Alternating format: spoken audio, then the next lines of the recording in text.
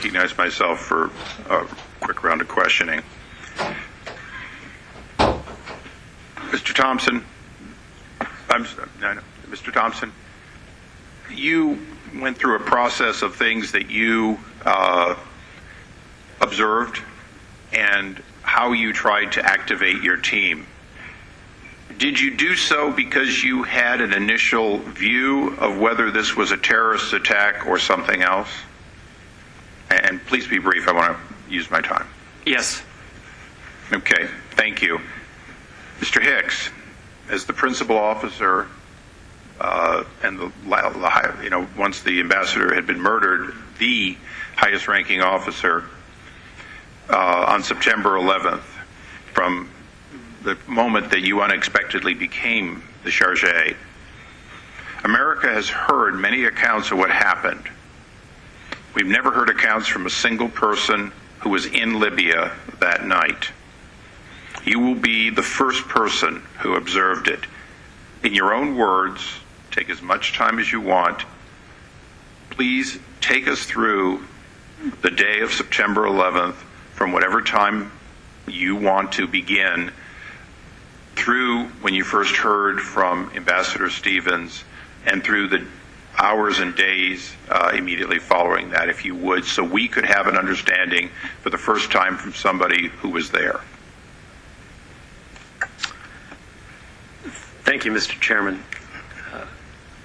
As I remember September 11th, 2012, it was a routine day at our embassy. And until we saw the news about Cairo, and I remember sending a text message to Ambassador Stevens and saying, "Chris, are you aware of what's going on in Cairo?" And he said, "No." So I told him that the embassy, in another text, that the embassy had been stormed and they were trying to tear down our flag. And he said, "Thanks very much." And then I went on with business.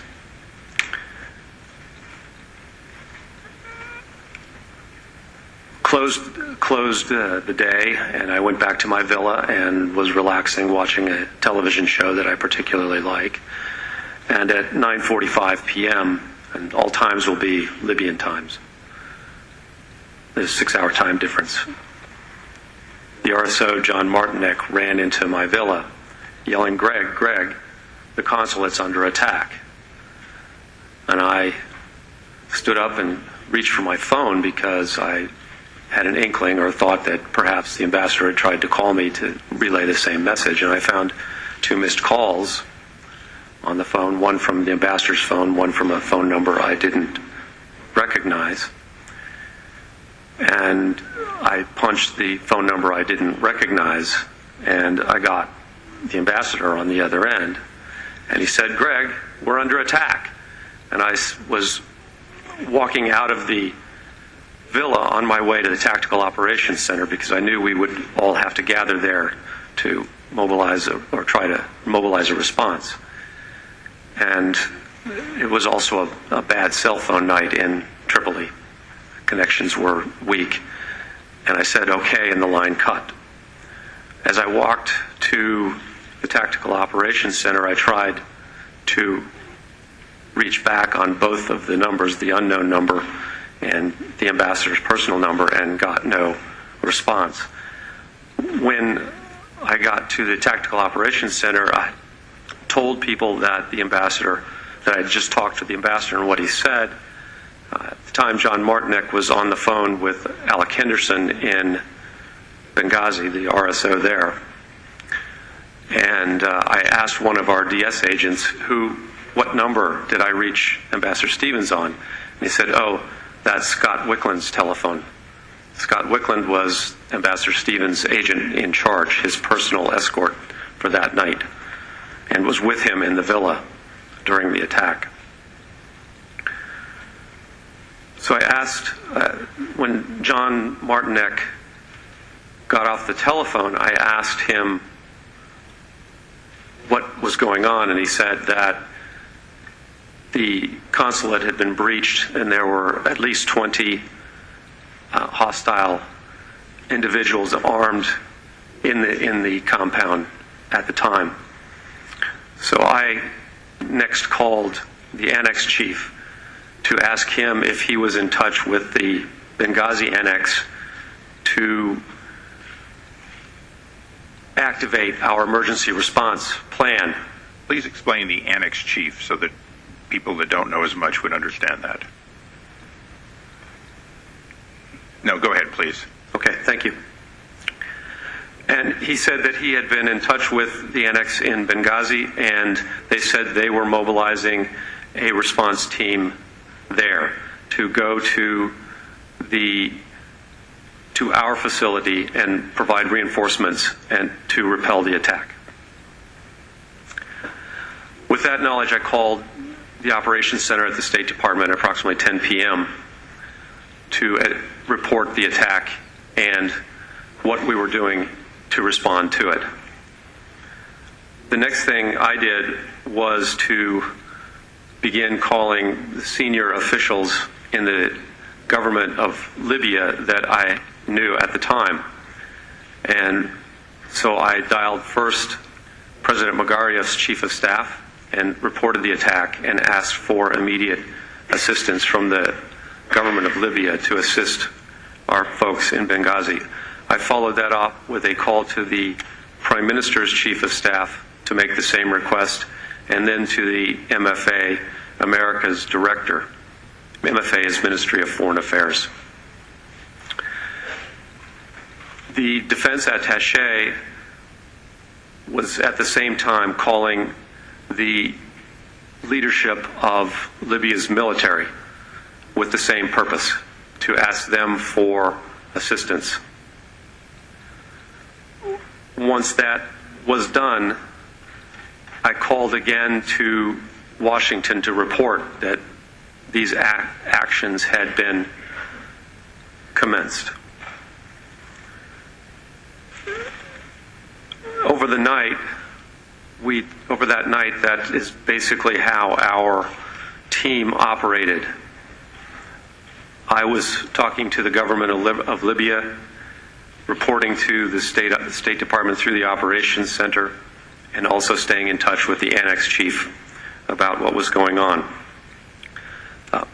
Let me step back 1 minute, if I could, and say that I also discussed with the annex chief about mobilizing a Tripoli response team, and we agreed that we would move forward with chartering a plane from Tripoli to fly a response team to Benghazi to provide additional reinforcements. The defense attaché was also reporting through his chain of command back to AFRICOM and to the Joint Staff here in Washington about what was going on in the country. David McFarland, our political section chief, had just returned from Benghazi, where he had been our principal officer for the previous 10 days. And so he jumped into this picture by reaching out to his contacts in Benghazi and trying to get them at the local level there to respond to the attack. And he also was in touch with our local employee there as well. Excuse me if I check my notes here. It's a long... The attack unfolded in 4 phases, or the night unfolded in 4 phases. The first phase was the attack on our consulate. This story is well known, I think. The Benghazi the consulate was invaded. The Villa C, where the ambassador and Sean Smith and Scott Wickland were hiding in the safe area, was set on fire. The attackers also went into another building. They were unable to enter the Tactical Operations Center in Benghazi because of improvements to that facility that had been made. Scott attempted to lead the ambassador and Sean Smith out of the burning building. He managed to make it out. He tried repeatedly to go back in to try to rescue Sean and the ambassador, but had to stop due to exposure to smoke. The response team from the annex in Benghazi, 6 individuals, drove the attackers out of our compound and secured it temporarily. There have been estimates as high as 60 attackers were in the compound at one particular time. There were repeated attempts by all of the RSOs and by the response team from the annex to go into the burning building and recover or try to save Sean and the ambassador. They found Sean's body and pulled it out, but he was no longer responsive.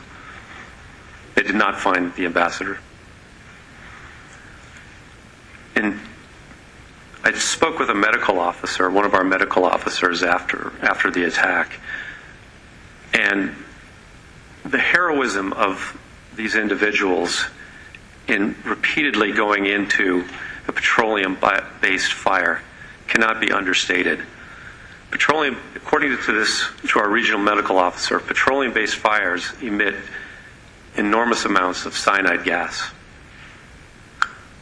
And he told me that one full breath of that would incapacitate and kill a person if exposed to it. It was noticed that a second wave of attackers was coming to attack the facility, and our teams evacuated 5 RSOs and Sean Smith in one vehicle, which suffered heavy fire, but they managed to break through and get to the annex. And then the annex team also withdrew from the facility, and the second wave of attackers took it over. After the second phase of the evening occurs, the timing is about 11:30 or so. The second phase commences after the teams have returned to the annex, and they suffer for about an hour and a half probing attacks from terrorists. They are able to repulse them, and then they desist at about 1:30 in the morning. The Tripoli response team departs at about midnight and arrives at about 1:15 in Benghazi. If I may step back again to Tripoli and what's going on there at this point. At about 10:45 or 11 o'clock, we confer, and I asked the defense attaché who'd been talking with AFRICOM and with the Joint Staff, is anything coming? Will they be sending us any help? Is there something out there? And he answered that the nearest help was in Aviano, and the nearest where there were fighter planes. They said that it would take 2 to 3 hours for them to get on site, but that there also were no tankers available for them to refuel. And I said, thank you very much. And we went on with our work.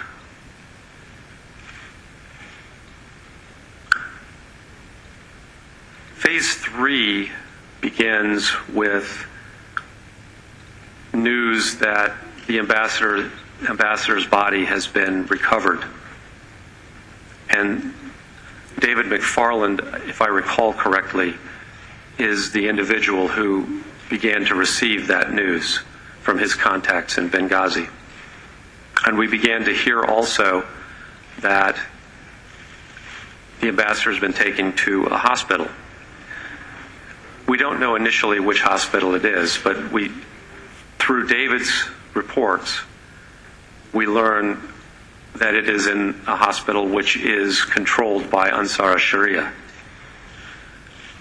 the group that Twitter feeds had identified as leading the attack on the consulate. We're getting this information as the Tripoli response team arrives in Benghazi at the airport. Both our NX chief and the NX chief in Benghazi and our defense attaché are on the phone during this period trying to get the Libyan government to send vehicles and military and/or security assets to the airport to assist our response team. At this point, this response team looks like it may be a hostage rescue team, that we are going to need to send them to try to save the ambassador, who is in a hospital that is, as far as we know, under enemy control. Our contacts with the government in Tripoli are telling us that the ambassador is in a safe place, but they imply that he is with us in the annex in Benghazi. And we keep telling them, no, he is not with us. We do not have him.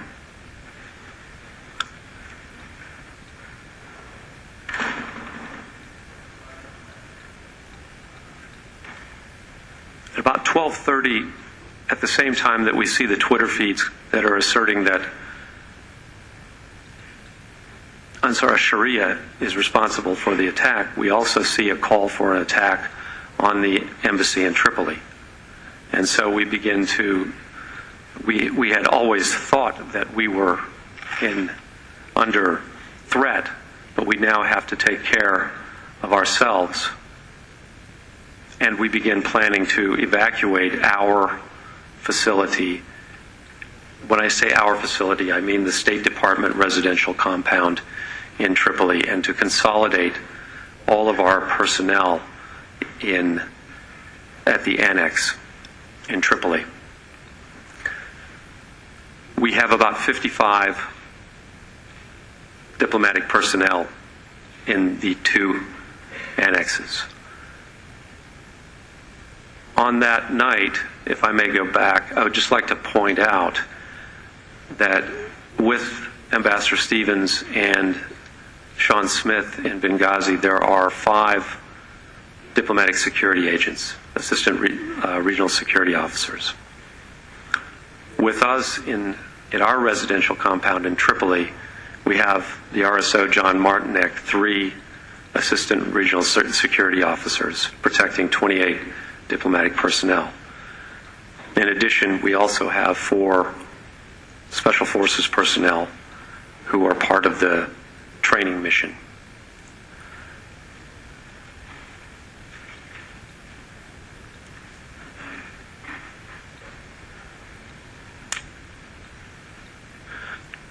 During the night, I'm in touch with Washington, keeping them posted of what's happening in Tripoli and, to the best of my knowledge, what I'm being told in Benghazi. I think at about 2 p.m., the Secretary of State Clinton called me, along with her senior staff. We're all on the phone, and she asked me what was going on, and I briefed her on developments. Most of the conversation was about the search for Ambassador Stevens. It was also about what we were going to do with our personnel in Benghazi. And I told her that we would need to evacuate. And she said that was the right thing to do.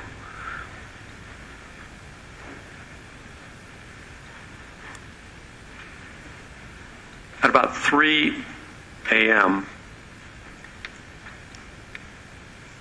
I received a call from the Prime Minister of Libya. I think it's the saddest phone call I've ever had in my life. And he told me that Ambassador Stevens had passed away. I immediately telephoned Washington that news afterwards and began accelerating our effort to withdraw from the Villas compound and move to the annex.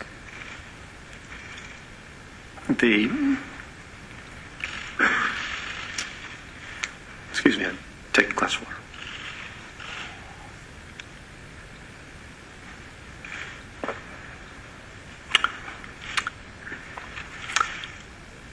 Our team responded with amazing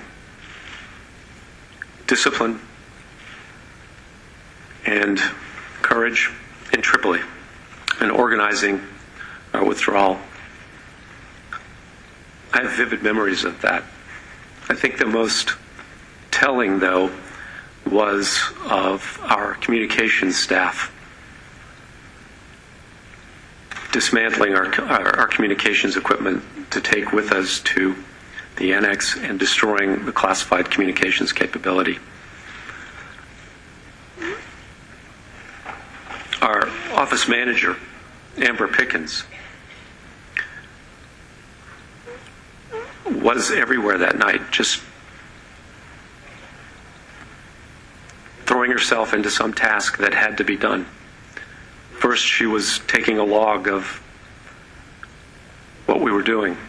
Then she was loading magazines, carrying our ammunition supply to our vehicles. Then she was smashing hard drives with an axe. Alan Greenfield, our management officer, was a whirlwind of activity, organizing the vehicles, to lining them up, finding the drivers, making sure everybody was getting the things that they would need for the coming days.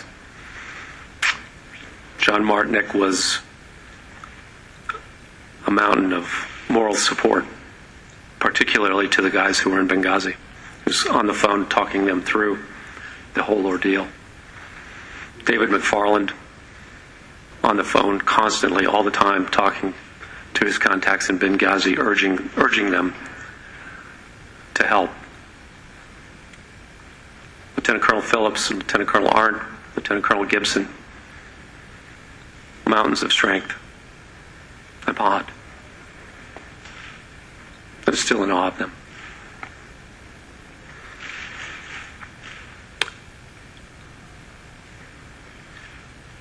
They asked me in one of the phone calls, when were you going to move to the annex? And I said, we'll move at dawn.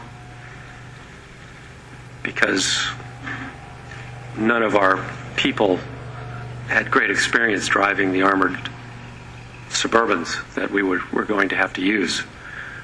Our local staff drove for us as part of our security procedures. They, of course, were not there that night. And we would have to go through checkpoints, militia checkpoints, on the way to the annex to get there. And I didn't want our people to be going through those checkpoints because I didn't know what to expect from the militias. And so we moved at dawn. And we arrived at the annex, at least my group, I think, at about 4:45, perhaps, maybe 5 a.m. And a few minutes later came the word of the mortar attack.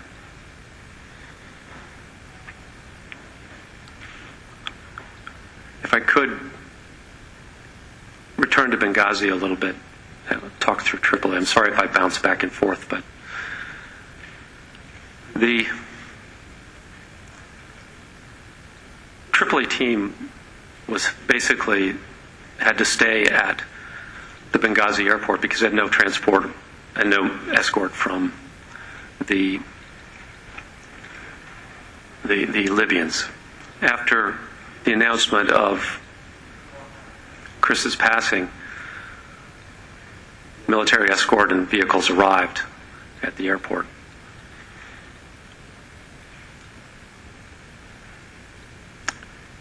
So the decision was made for them to go to the annex. Before I got the call from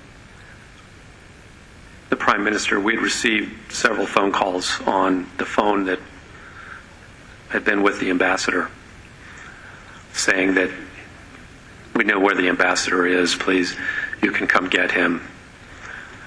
And our local staff engaged on those phone calls admirably, asking very, very good, outstanding, even open-ended questions about where was he, trying to discern whether he was alive, whether they even had the ambassador, whether that person was with the ambassador. Send a picture. Could we talk to the ambassador?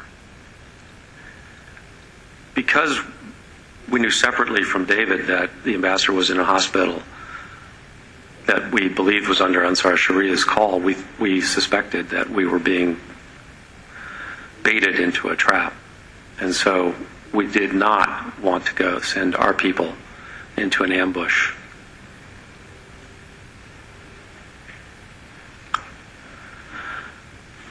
And we didn't. We sent them to the annex. Shortly after they arrived at the annex, the mortars came in. First mortar round was long. It landed actually among the Libyans who escorted our people. They took casualties for us that night. Then the next was short. The next three landed on the roof, killing Glenn and Tyrone, severely wounding David.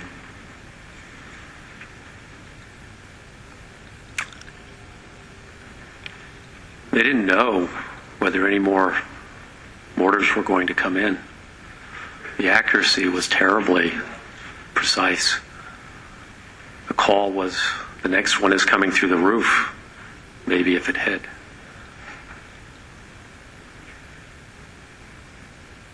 Two of the guys from Team Tripoli, they climbed up on the roof.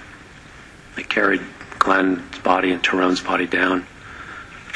One guy, about Mark's size, full combat gear, climbed up there, strapped David Ubben, who's a large man, to his back, carried him down the ladder, saved him.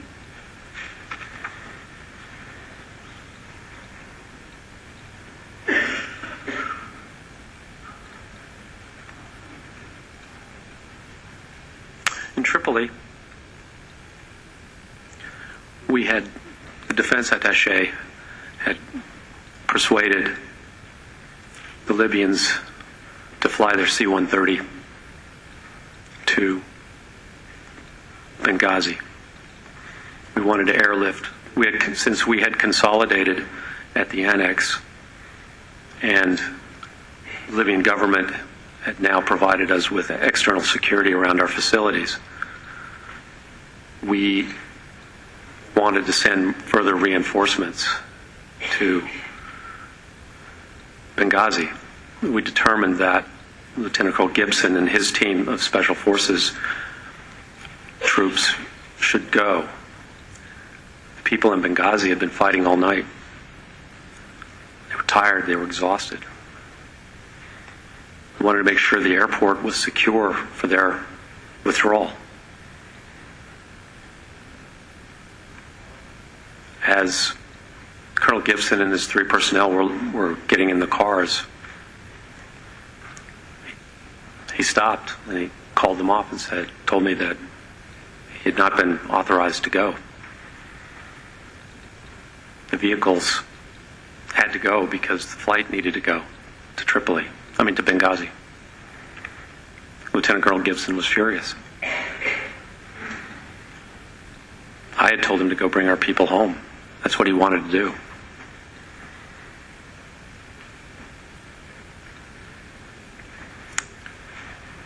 Paid me a very nice compliment. I won't repeat it here.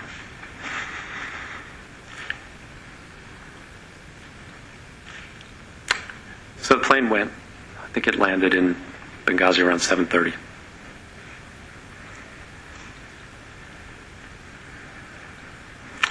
The other thing that we did was, and I want to mention Jackie Levesque's name in this hearing. She was our nurse.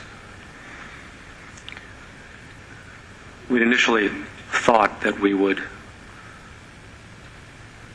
she should go to Benghazi.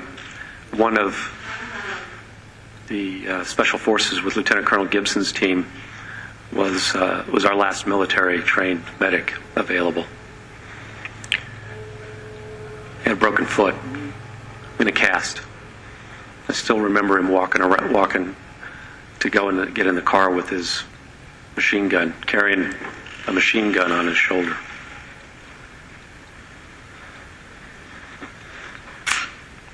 But Jackie, I refused to allow her to go to Benghazi because I knew we had wounded coming back. I knew David was severely wounded, and I knew others were wounded as well. And Jackie had just made terrific contacts with a hospital in town. And so I sent her to that hospital to start mobilizing their ER teams and their doctors to receive our wounded. So that when the charter flight arrived in Tripoli, we had ambulances at the airport waiting. Their doctors were ready and waiting for our wounded to come in, to be brought in to the operating room. And they certainly saved David Oven's leg, and they may have very well have saved his life. And they treated our other wounded as well, as if they were their own. Mr. Hicks, I know you have the days that followed, but I think we all need to digest a little of what you just told us. So if we could pause there, and Mr. Cummings is recognized. Thank you very much. Again, to all of you, we appreciate your being here. To you, Mr. Hicks, as you described what happened that night, it just reminded me of the high cost that is paid by so many of our folk in the diplomatic corps. It also reminded me of their bravery and the fact that you all go around the world in foreign places trying to make a difference. And as I listened to your testimony, I could not help but think about something that I said very recently, 2 years ago now, in a eulogy for a relative. I said that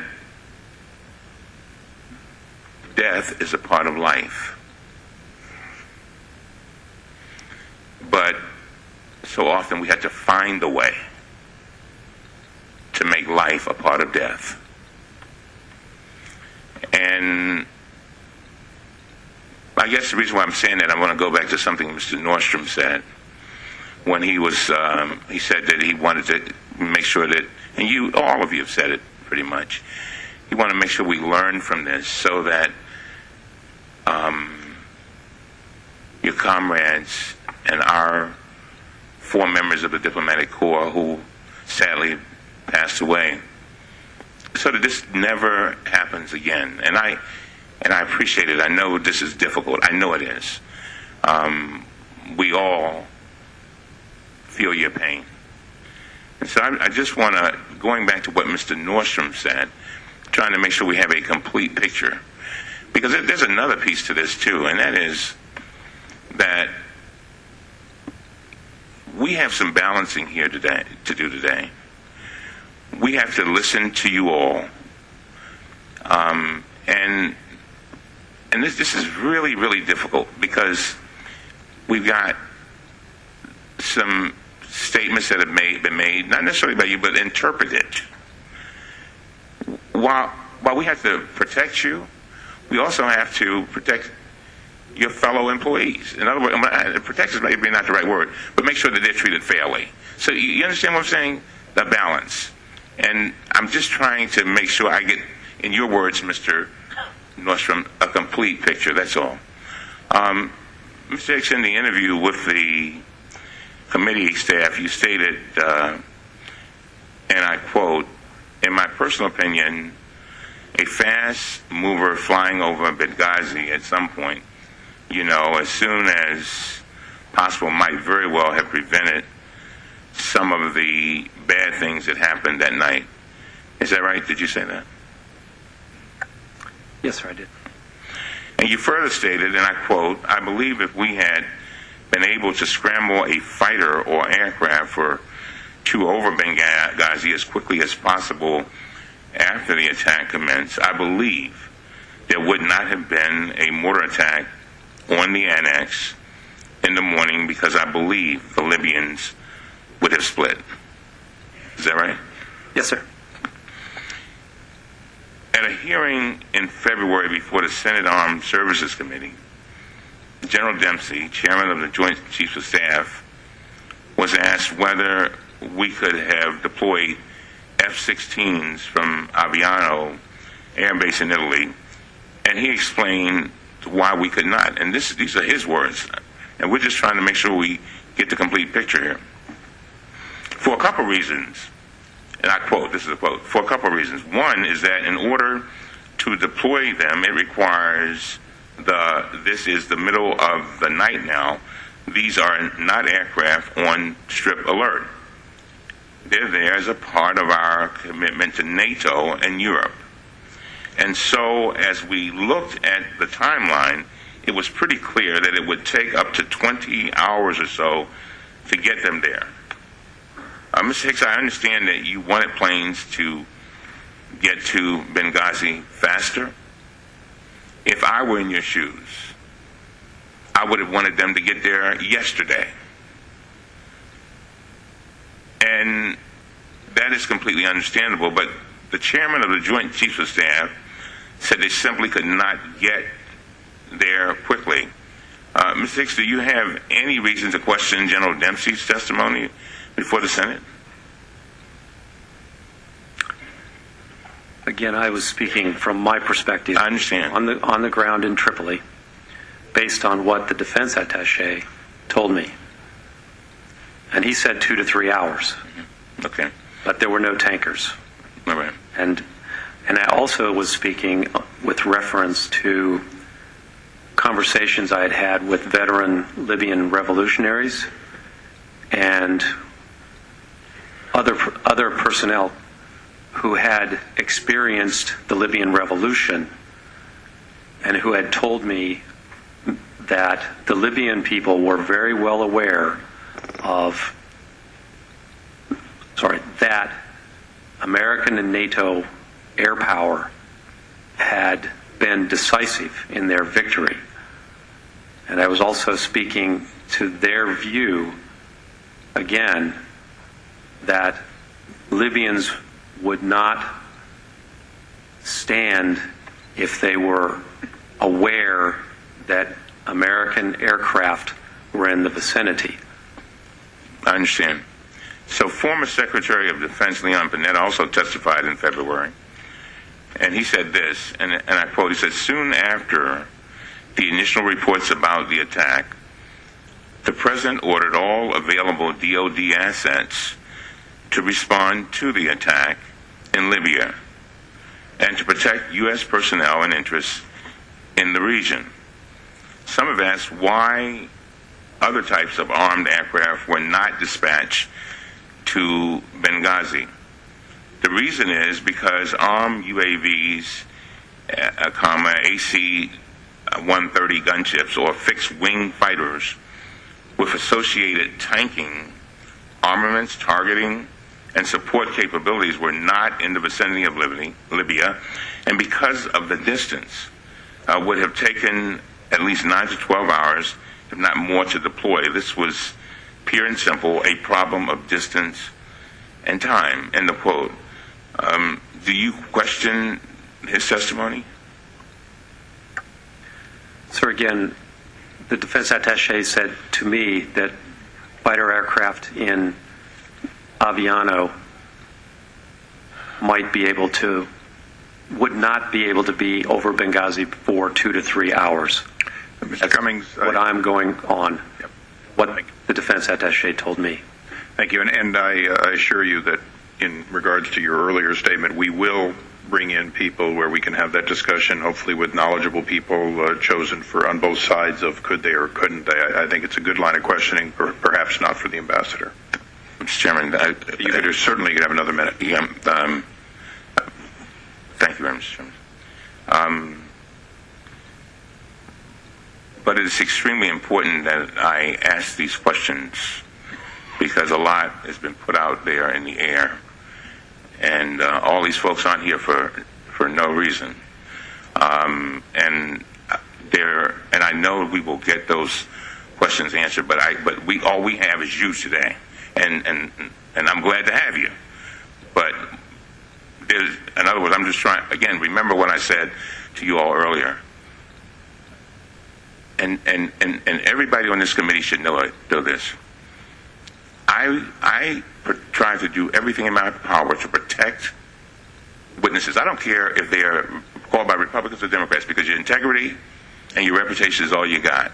But I also have some other people whose reputations are being questioned. So I've got to, take what you say, but I also got to consider them too, because I have a duty to both of them. You follow me? Just have one last thing, Mr. Chairman, then I'll finish up. And I'll just close by noting that even the partisan report issued by our 5 Republican chairmen in April, including our good chairman Issa, cleared the Defense Department. It said this. It says, and I quote, "No evidence has been provided to suggest that these officials refuse to deploy resources because they thought the situation had been sufficiently resolved." I'll end there, and out of courtesy to all of our colleagues, and again, I don't know whether we'll get into a second round, but again, I promise every one of you, I will do every single thing in my power to make sure, I hope there's no retaliation, but to protect you, because you are so very, very important, and it is your bravery that have brought you here today, and we really appreciate it. Thank you. Thank you. We now go to the gentleman from South Carolina, Mr. Gowdy. Thank you, Mr. Chairman. To the families of the victims, it's been 8 months. And I know that there are those who have said that's a long time ago. But the good news is there is no statute of limitations when it comes to finding out the truth, particularly for those who have served and sacrificed and died under our flags. So, Mr. Hicks, let's find out the truth. The president of Libya responded to the attack and labeled it an attack by Islamic extremists, possibly with terror links, correct? Yes, sir. So hours after our ambassador and 3 others are killed in Benghazi, the president of Libya says it was an attack with possible terror links, correct? Yes, sir, that's what I recall. Did the president of Libya ever mention a spontaneous protest related to a video? No, sir. When Ambassador Stevens talked to you, perhaps minutes before he died, as a dying declaration, what precisely did he say to you? He said, "Greg, we're under attack." Would a highly decorated career diplomat have told you or Washington had there been a demonstration outside his facility that day? Yes, sir, he would have. Did he mention one word about a protest or a demonstration? No, sir, he did not. So fast forward, Mr. Hicks, to the Sunday talk shows and Ambassador Susan Rice. She blamed this attack on a video. In fact, she did it 5 different times. What was your reaction to that? I was stunned. My jaw dropped. And I was embarrassed. Did she talk to you before she went on the 5 Sunday talk shows? No, sir. You were the highest ranking official in Libya at the time, correct? Yes, sir.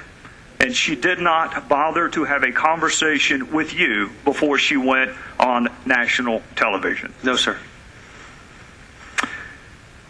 So Ambassador Rice directly contradicts the evidence on the ground in Libya. She directly contradicts the president of Libya.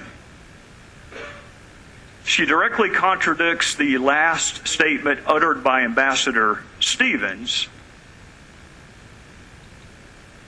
Mr. Hicks, who is Beth Jones? Beth Jones is the acting assistant secretary for Near Eastern Affairs at the State Department. I want to read an excerpt from an email she sent, and you were copied on it. And by the way, Mr. Chairman, for our colleagues who like to trumpet bipartisanship, this would be a wonderful opportunity to demonstrate it. Some of these emails, even though they're not classified, have not been released, Mr. Chairman, including the one that I'm going to read from.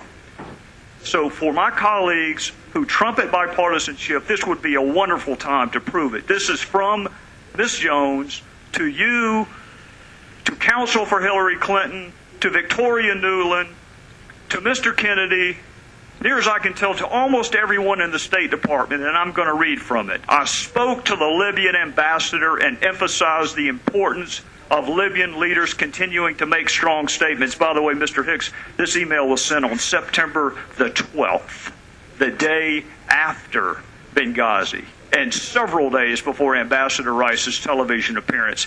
And I'll continue. When he said his government suspected that former Gaddafi regime elements carried out the attacks, I told him that the group that conducted the attacks, Ansar al-Sharia, is affiliated with Islamic terrorists. Let me say that again, Mr. Hicks. She told him, the State Department, on September the 12th, days before our ambassador went on national television, is telling the ambassador to Libya, the group that conducted the attacks, Ansar al-Sharia, is affiliated with Islamic terrorists. Mr. Hicks, I want to know two things. Number one, why in the world would Susan Rice go on 5 Sunday talk shows and perpetuate a demonstrably false narrative? And secondarily, what impact did it have on the ground in Benghazi, the fact that she contradicted the president of Libya? As to the first question, I cannot provide an answer, but perhaps you should ask Ambassador Rice. I would love the opportunity to do just that. As to the second question,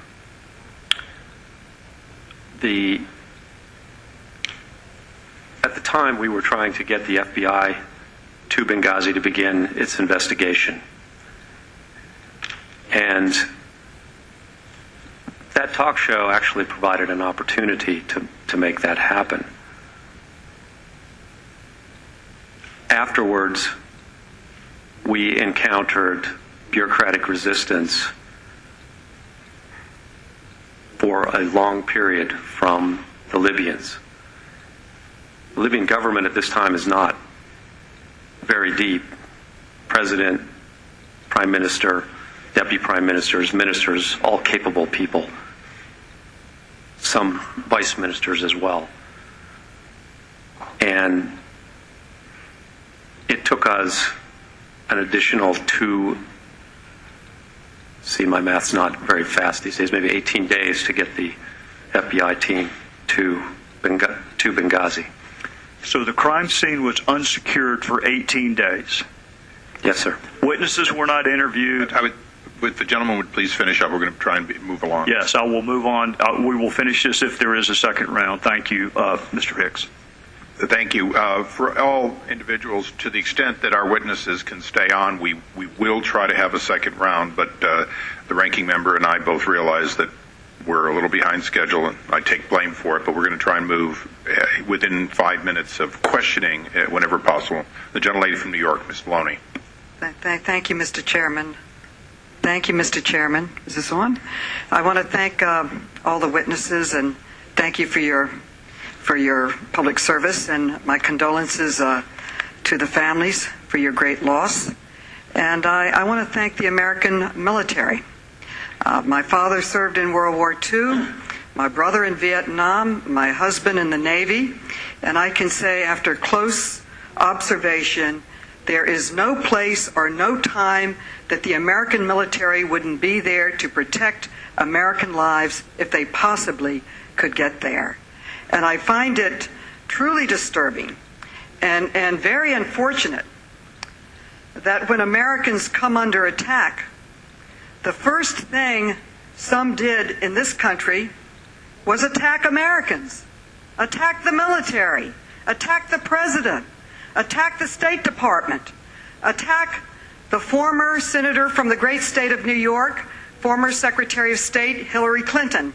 And I would like to ask some questions about these attacks to get at the real facts. Last month, Chairman Issa went on national television and accused former Secretary of State Hillary Clinton, accused her of lying under oath when she testified before Congress that she did not personally approve of security reductions in Libya.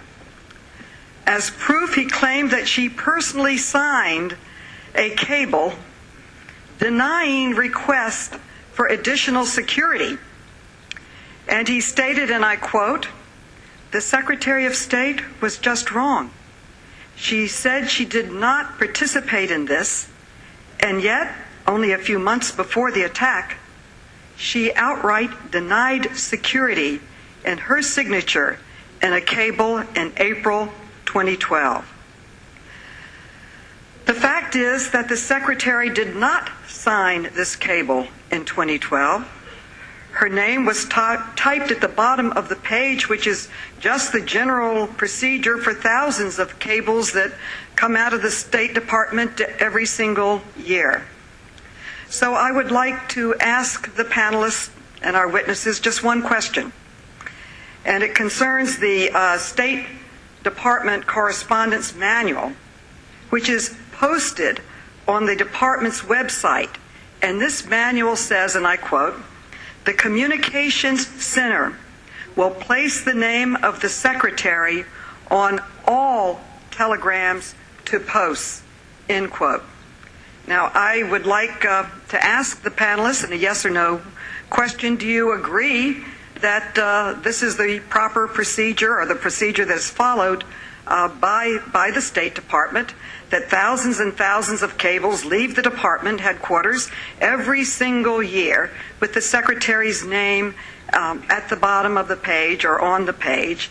And I would like to know, Mr. Nordstrom, yes or no, do you agree with the manual? Is that the procedure of the State Department? That's my understanding of the prevailing Mr. Hicks, yes or no? Yes, ma'am. Mr. Thompson, yes or no, is that the procedure? Yes.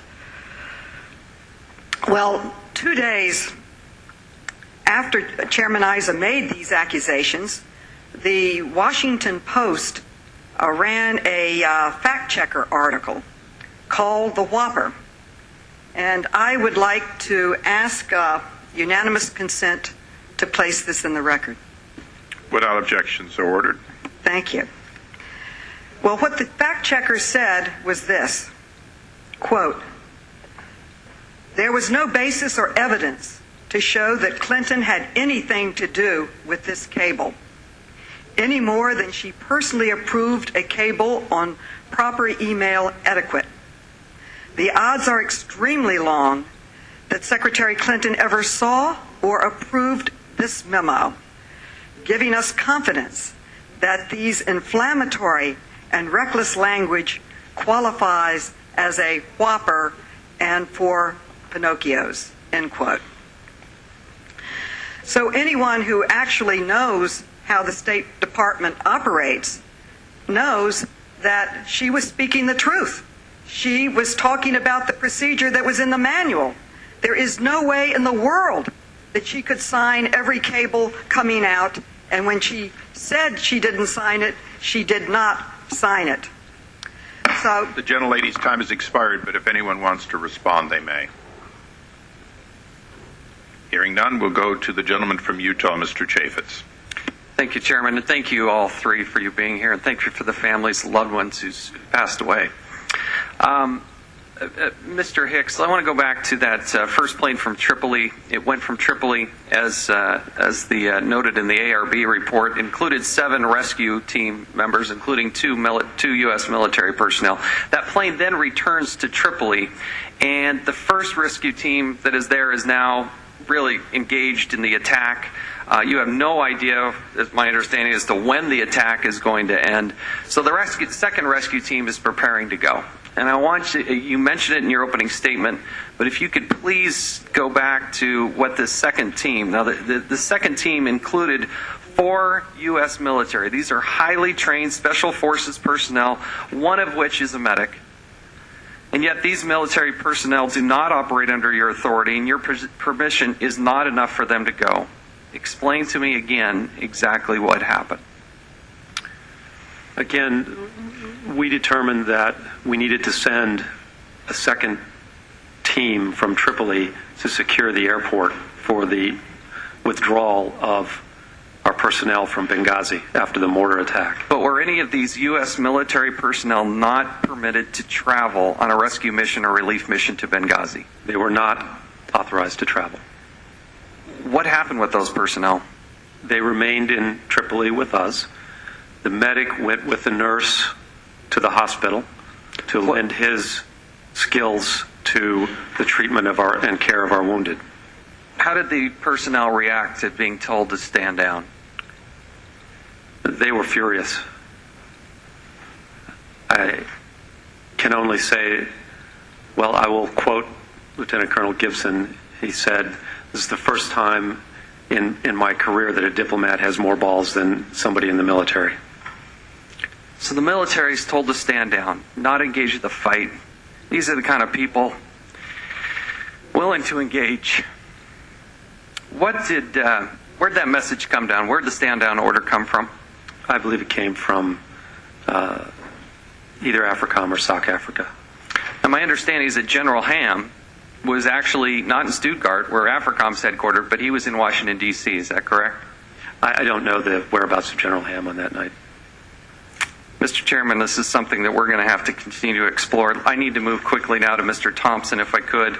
You are the leader there at what's called the FEST within the State Department. According to the State Department website, the FEST is the Foreign Emergency Support Team, the U.S. government's only interagency on-call short-notice team poised to respond to terrorist attacks worldwide.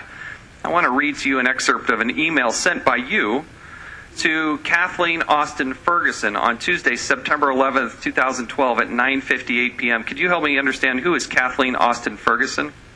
She's Undersecretary Kennedy's deputy.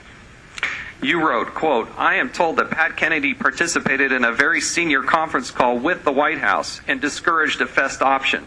To remind, FEST has dedicated aircraft able to respond in 4 hours, is Department of State led and provides the below skills. When FBI was contacted, they responded that this situation would be better addressed via a FEST response. Thus, there are others who are thinking the same way. Ready to discuss further as needed." Mark, 2 questions. Okay, the gentleman suspend for a moment. Earlier, there was one document that had not been placed in the record because it hadn't been provided through official channels, and I'd ask that we get that. I think it came from Mr. Gowdy. And then, Mr. Chaffetz, if you could make your document available so we could make copies. And then for any other members on either side of the dais, if you plan to use a document that is not currently committee record, and I realize since we've gotten very little, there's very little committee records, please do us the favor of having copies so they can be distributed at or prior to the beginning of the questioning. I'm sorry to interrupt. Mr. Chairman, just one thing. Mr. Chairman, as you recall yesterday, I reminded you that we had never, with regard to Mr. Thompson, this is the first time we've gotten a syllable from him. Right, and we have no transcript of it either. But let me go on. One of the things I said in our conversation is that if there were any documents that were going to be used, we'd like to have had them yesterday.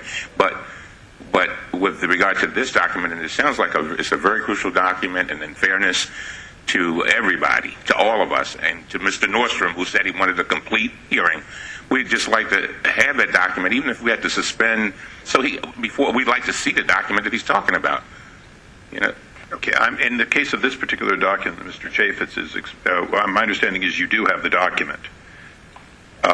So I'll let staff work on that and provide additional time if needed, if that turns out not to be true. For our witnesses, if you have any documents you're going to refer to that we don't have, if you'd have your counsels allow copies to be made. Again, I want to make sure everyone has it as soon as possible. Obviously, if the State Department had made the documents they show us so-called in camera, if they'd allowed us to have copies, we'd all have a lot more documents. But thank you, Mr. Chairman. That's for a different argument. Mr. Chaffetz, I'm sorry, we'll give you back a couple of seconds, and you gentlemen may continue. Mr. Thompson, do you recall that email? I do. 2 questions. Were you ever given a detailed explanation as to why the fest was not considered for deployment? And number 2, did you attend or attempt to attend any senior meetings to plead your case for a fest deployment? And if so, what happened? The reason I was given was that this was not the time for the fest. It might be too unsafe for the fest. And I got that through Miss Austin Ferguson. I readdressed that with her. I readdressed it with her staff 2 days later. Did you attempt to attend any meetings? The next morning there were VTCs. I presumed I would be part of that. I was told not to attend those, although CT was represented there. The fest portion and the response portion of the Counterterrorism Bureau was not represented there. So why were you not called into action? This is what you trained for. It's what tabletops are for. It's what you're prepared to do. Why was FEST not called into action? I do not know. Mr. Chairman, this is one of the great mysteries. Here we have this expertise. We've invested heavily in it. They tabletop it. They understand it. This is exactly what they trained for, and they were never asked to go into action. We had no idea how long or when this was going to end. Yield back. I thank the gentleman, and the gentleman is correct. We now recognize the gentle lady from the District of Columbia, Ms. Norton, for 5 minutes. Thank you, Mr. Chairman. Mr. Thompson, first I want to say to the families that we continue to feel deeply about your loss. I have some questions for Mr. Thompson concerning the role of the Counterterrorism Bureau. Now, Mr. Thompson, your lawyer said you were unwilling to talk with any Democratic member of this committee, so I've had to rely on statements that were made to the press. Your own statement is mostly biographical about the work you've done in Yemen and Latin America and the rest. Now, one report I found indicated that you believe that Secretary Clinton and Ambassador Patrick Kennedy, and here I'm quoting from this report, tried to cut the Counterterrorism Bureau out of the loop as they and other Obama administration officials weighed how to respond to and characterize the Benghazi attacks. Now, that's the end of that quote. Mr. Thompson, I'm asking you, is that quote accurate, that you believe that the Counterterrorism Bureau was intentionally kept out of the loop for political reasons? It is not. I indicated that the portion of the Counterterrorism Bureau that responds to crises, i.e. part of the office, was pushed out of that discussion. The Counterterrorism Bureau was represented in subsequent meetings after the night of 9/11. So, do you believe you were kept out for political reasons? This quote makes it... I do not politicize my job, Madam. I have served under 3 presidents, starting with President Clinton up to the present. I've served 6 secretaries. I've got to continue. Mr. Thompson, I was just quoting the quote. So the quote isn't entirely accurate then? Correct. All right. That's very important for the record. That Mr. Thompson is not saying that they were kept out of the loop for political reasons. This week, this quote apparently caused your former boss in the Counterterrorism Bureau at the State Department, I'm speaking now of Ambassador Daniel Benjamin, to issue a public statement disagreeing with this allegation in particular, which was in quotes. And he said, and I am now quoting him, it has been alleged that the State Department's Counterterrorism Bureau was cut out of the discussion and decision-making in the aftermath of the Benghazi attacks.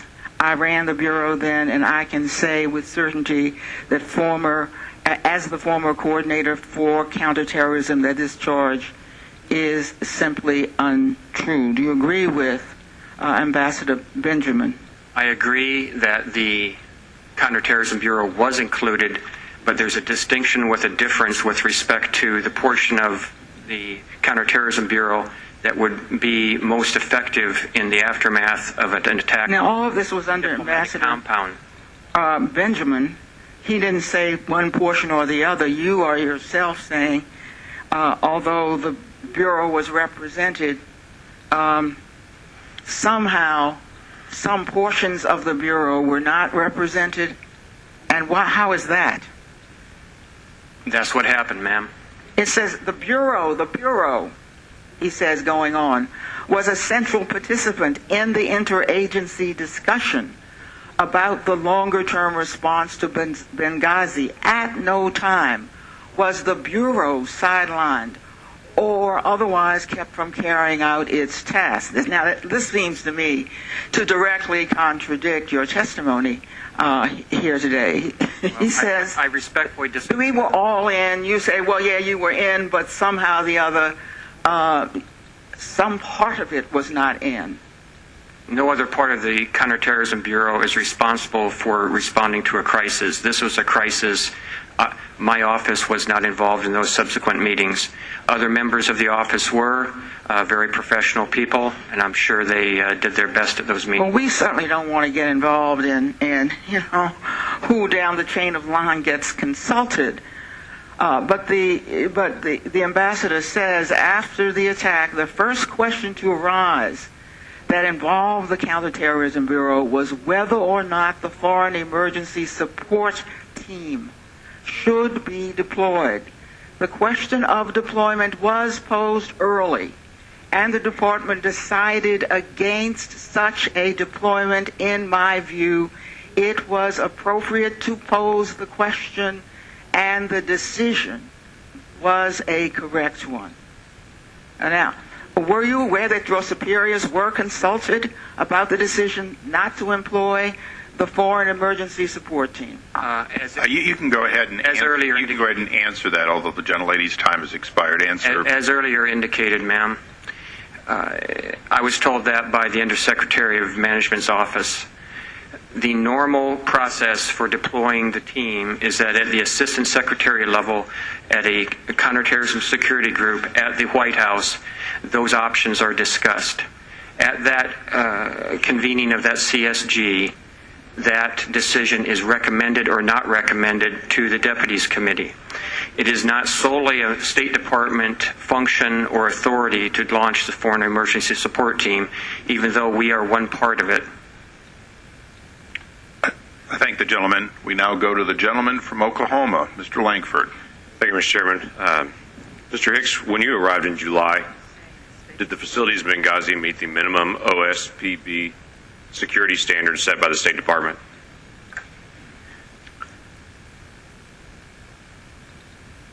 According to the regional security officer at the time in Tripoli, John Martinek, they did not. What about the facilities in Tripoli? The Benghazi facilities did not meet the minimum standards of the facilities in Tripoli? Again, according to the regional security officer in Tripoli, John Martinek, they were very weak. Yes, they did not meet. They did not meet. Do you think they were close to meeting the standards? No, sir. Mr. Nordstrom, before you left as the RSO, did the facilities have the number of security personnel that you had requested? No, they did not.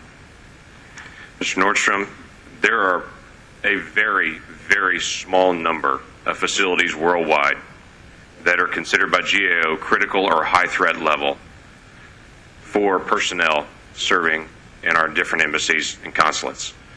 Tripoli and Benghazi, were they listed as critical or high threat level? They were. That was something that I had put in my written testimony as well. Correct. By statute, Mr. Nordstrom, who has the authority to place personnel in a facility that does not meet the minimum OSPB standards? as I had noted in there, the OSPB standards go in tandem with SECA, which is Secure Embassy Construction, both of which derived out of the East Africa bombings or were strengthened after that. It's my understanding that since we were the sole occupants of both of those facilities, Benghazi and Tripoli, the only person who could grant waivers or exceptions to those was the Secretary of State. Mr. Hicks, why was Ambassador Stevens headed to Benghazi? There were a lot of concerns about him. There were a lot of security issues that Mr. Nordstrom has listed in numerous reports leading up to his trip there. Why was the ambassador headed there? According to Chris, Secretary Clinton wanted Benghazi converted into a permanent constituent post. Timing for this decision was important. Chris needed to report before September 30th, the end of the fiscal year, on the physical and the political and security environment in Benghazi to support an action memo to convert Benghazi from a temporary facility to a permanent facility. In addition, Chris wanted to make a symbolic gesture to the people of Benghazi that the United States stood behind their dream of establishing a new democracy. Why was this timing important? Was it significant that he went right now? Was there some hesitation about him going at that moment for that length of time? Could he have waited a couple more months to be able to go? He had originally planned to go to Benghazi in October, but we had a 2-week gap in the principal officer position. Eric Gaudiosi was departed on August 31st, and his replacement was not due in the country until September 15th. We covered the initial 10-day period with David McFarland, and then the ambassador chose to go. And again, he chose to go for those reasons. What was the timeline on trying to make this a permanent facility, or was there anything pending that had to be accomplished by a certain deadline? We had funds available that could be transferred from an account set aside for Iraq and could be dedicated to this purpose. They had to be obligated by September 30th. Okay. And where did those instructions come from? This came from the executive office of the Bureau of Near Eastern Affairs. So they were told to go ahead and check everything out and get the process going in Benghazi because we had to do it, and we had to do it right now. He planned to go in October, but said we've got to get there earlier and get this started in. Plus, there was an opening as well of the principal officer. That's right. Mr. Nordstrom, on March the 28th, there's a cable that you sent to Washington requesting to keep the diplomatic security that you already had on the ground, that level of security, and not have that level of security decreased. Did you draft that cable? I did. Who was the intended recipient of that cable? Generally, those types of requests would go to our diplomatic security personnel. Certainly, DAS Charlene Lamb, who was with me before in October, testified, and certainly to Undersecretary of Management and Near Eastern Affairs would typically be the distribution for that. Okay. Thank you. My time is expired. I thank the gentleman from Massachusetts, Mr. Tierney. You're recognized. Thank you, Mr. Chairman. Mr. Hicks, let me start by acknowledging how riveting your testimony was of the events of that day and evening, and thanking you for your service and your activity, for sharing with us all the brave acts that occurred that night. I don't think we've heard enough of that. And I think it's important for the American people to know how many individuals, both in Tripoli and in Libya, responded so very well and bravely on that. So thank you for sharing that and for your service as well. We have an important responsibility here, and that is to ensure that whatever happened that night and whatever we learned from what could have been done better actually gets fixed. And I think that's a legitimate process for this committee to do. I hope we move on that basis. I know that we had accountability review boards set up immediately in the wake of all of this, and they were rather harsh in the determination on that. And in fact, they made some 29 different recommendations on that, and we should be finding out whether or not the Secretary of State and the Department are implementing those recommendations and how expeditiously. And I hope that at some point we can get to that, which I think will be the appropriate role for the government. And I know that two of the three witnesses here this morning actually spoke with the Accountability Review Board, and the third certainly knew of his right to speak and chose not to contact them for whatever reason on that. But Earlier this week, I think disturbingly, the chairman went on to national television and actually accused the administration of deliberately misleading the American people about the attacks in Benghazi. For somebody that's earned the term of being a whopper, making a statement of a whopper and 4 Pinocchios, it's a little bit shocking to think that that kind of a statement would be made without any apparent backup. The basis for the extreme charge were apparently statements made by Ambassador Rice on news shows the Sunday after the attacks.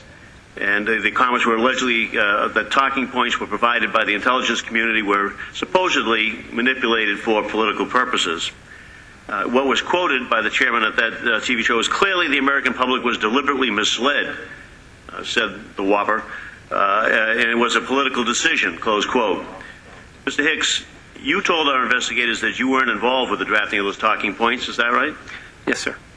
And Mr. Nordstrom, you weren't involved either, is that correct? No, I was not. And Mr. Thompson, you also were not involved, is that right? Yes, Congressman, but however, I offered my services to the ARB, and I did not try to keep myself out of that process, just for the record. Good, thank you. And we know that there were conflicting reports about what happened, including a statement by a Libyan official that there had been a demonstration and some eyewitness accounts of that protest. But Mr. Hicks, we know that you didn't believe that there was a protest. You believe that it was otherwise, and we know that the president of Libya also contradicted with that statement on that. But the intelligence community insisted it received initial reporting suggesting there was a demonstration. We know that the reporting was wrong. Now we know that. But the mention of a demonstration was put into talking points by the intelligence committee, not the White House or the State Department. So I want to play a little video here, if we can, of General Clapper, where he specifically addresses the attacks on Ambassador Rice. We have that queued up. And when she was highly criticized for following them, what was your feeling inside? Your own personal belief. Did you think it was fair that she be criticized? Well, I thought it was unfair because the hits she took, I didn't think that was appropriate, and she was going on what we had given her, and that was our collective best judgment at the time as to what should have been said. Thank you. So General Clapper says that he thinks the attacks on Ambassador Rice were unfair. She was using exactly what the intelligence community gave her. Mr. Hicks, do you have an argument with his veracity when he made those statements?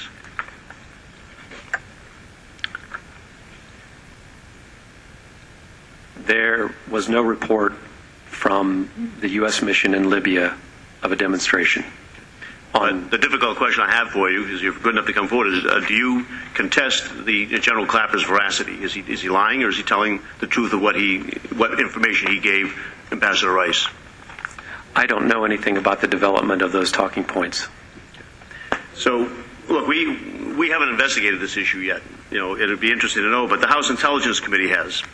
They got all of the draft talking points. They got the briefings and testimony from CIA officials. According to Adam Schiff, one of the representatives that's on and part of that investigation, he said, I quote, General Petraeus, the former head of the CIA, made it clear that the change was made to protect classified sources of information, not to spin it, not to politicize it, and it wasn't done at the direction of the White House.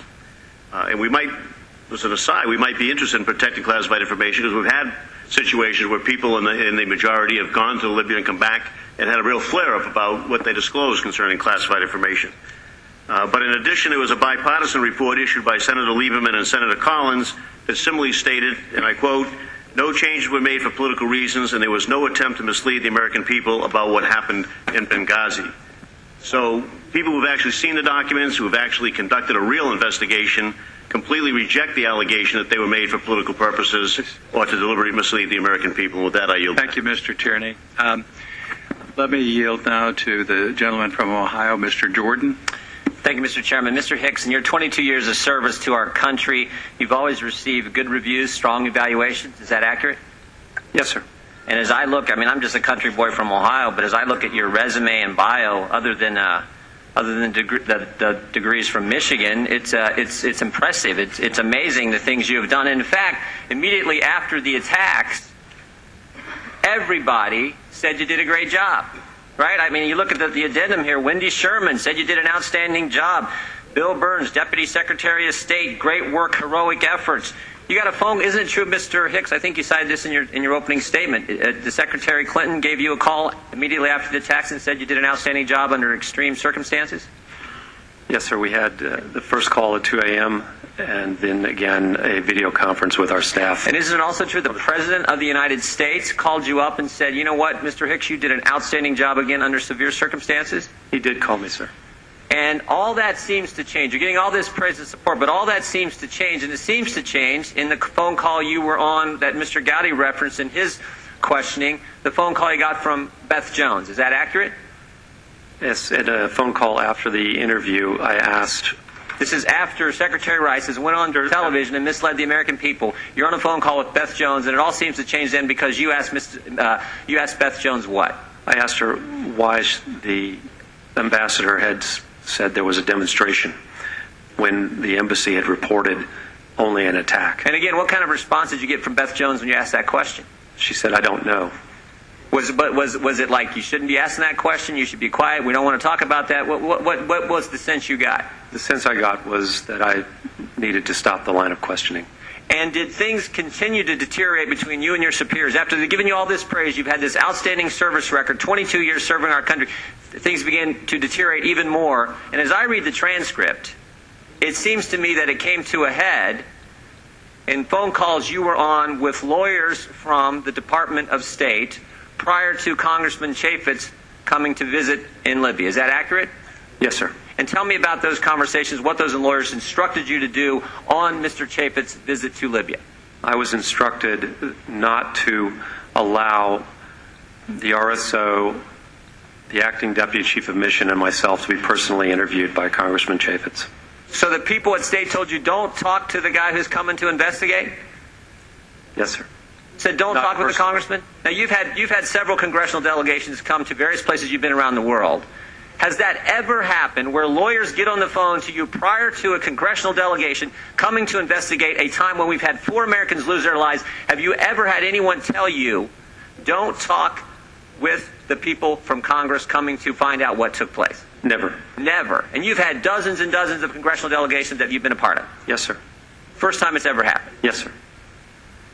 Tell me about, and also, isn't it true that one of those lawyers on the phone call accompanied the folks on the delegation and tried to be in every single meeting you had with Mr. Chaffetz and the delegation from this committee? Yes, sir. That's true. Tell me what happened when you got a classified briefing with Mr. Chaffetz. What happened and the phone call that happened after that?